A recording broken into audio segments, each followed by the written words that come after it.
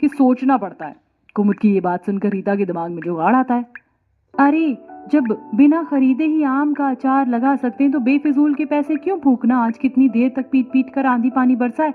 पता है जंगल में पेड़ से कितने सारे आम गिरे होंगे। ये तो हमने सोचा ही नहीं। चलो इससे पहले कि कोई और जाकर वो सारे आम बीन के ले जाए। चलो। तभी बारिश में भीगे हुए दोनों बड़ी बहू रीता सुधा के बच्चे स्कूल से आ जाते हैं। माँ, छोटी चाची, आप सब लोग कहाँ जा रही हो? मैं भी चलूंगा। राजू बेटा, हम जंगल जा रहे हैं, तुम्हारे लिए मीठे रसीले आम चुन कर ले आएंगे, तुम घर में रहो। थोड़ी देर में पांचों बहुएं जंगल पहुंच जाती हैं, जहां ठंडी ठंडी हवा चल रही थी और शाखाओं पत्तों पर जमी बूंदें गिर रही थी। जमीन पर बहुतायत के आम पेड़ से टूट कर गिरे थे, जिसे देखकर पांचों जुगाड़ू बहू खुश होकर जल्दी जल्दी चुनने लगती हैं।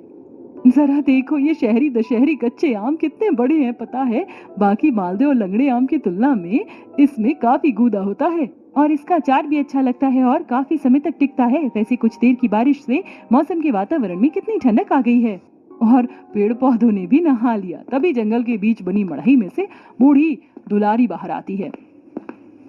अब आई हो तुम बहुएं, मैं कब से तुम्हारी बात जो रही थी। कैसी हो दुलारी दादी, तबीयत तो ठीक है? हाँ, मैं तो एकदम चंगी वाली हूँ। पेड़ पौधों की शुद्ध ताजी हवा शरीर में लगती है। जंगल से ही फल चुनकर भरण पोषण कर लेती हूँ। वैसे दुलारी दादी, आपको इतने घने जंगल में अकेले रहने में जंगली जीव जंतु का जोखिम नहीं लगता?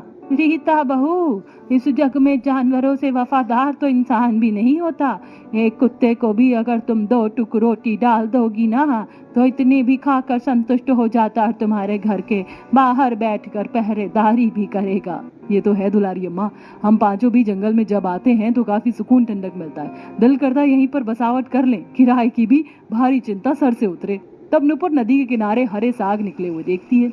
सुधा दीदी, रीता दीदी, वो देखिए, बरसाते लगते ही नदी में साग पनप गया है। पर नुपुर, साग तो सर्दी के मौसम में होता है, बारिश में कौन सा साग पात होता है?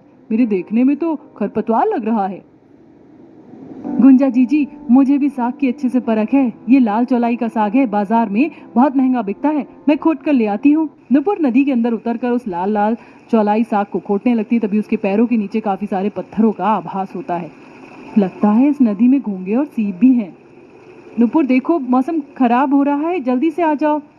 हमारा चूल्हा भी तो टूट गया है, अब नदी के पास आए तो बलुआ मिट्टी ले लेते हैं। दोनों बड़ी बहू चूल्हा बनाने के लिए मिट्टी निकालती हैं, वहीं नुपुर नदी में से ताजा साग खोद कर बाहर आती है। जैसे ही पांचों बहू घर पहुंचती हैं तो मकानदार राजू को मार रहा था। दादी दादी, मुझको बचाओ, मोटे खड़ूस अंकल मुझको मार रहे हैं, मुझको बहुत दर्द हो रहा है। मकानदार जी, छोड़ दीजिए मेरे पोते को।